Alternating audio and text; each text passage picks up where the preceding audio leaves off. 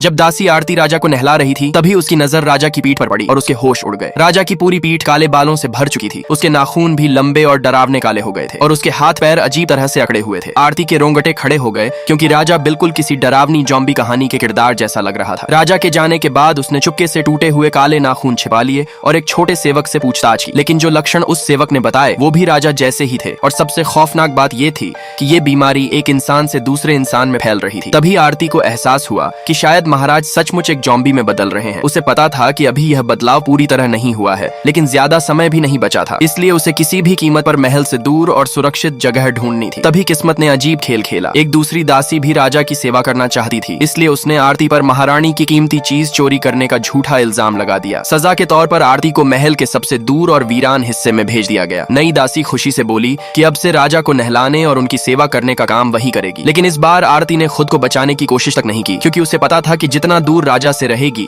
उतना ज्यादा सुरक्षित रहेगी। महल के लोग उसका मजाक उड़ाने लगे। जो कभी राजा की खास दासी थी अब उसे सबसे घटिया कामों में लगा दिया गया था। लाइक सब्सक्राइब कर देना, भगवान आपको बहुत खुशी देगा।